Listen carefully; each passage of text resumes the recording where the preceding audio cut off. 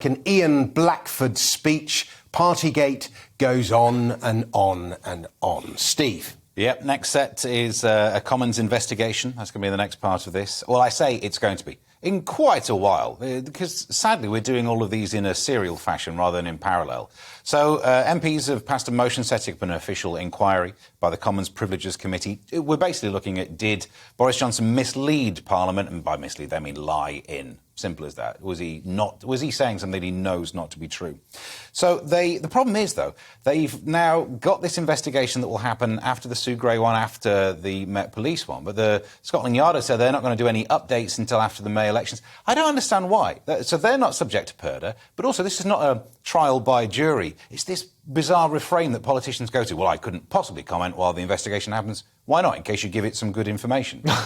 Not sure why you're not willing to be open about it. But I think the more interesting thing, the tide is changing here, the tide's turning, from the point of view of the Conservative MPs who are now thinking, oh, do I want to still be tied to this particular wagon? Maybe things are looking dodgy. And that's why we're seeing a bit of a change. Because for Tories, their kryptonite is corruption.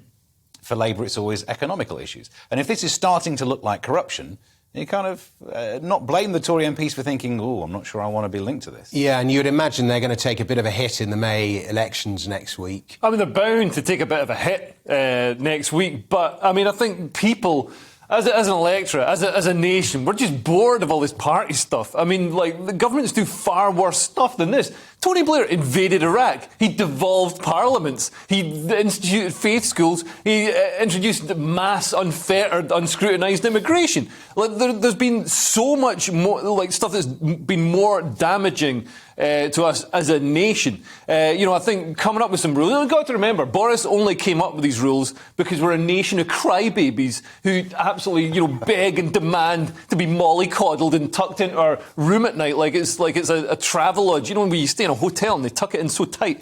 But yeah, I mean, and also lying.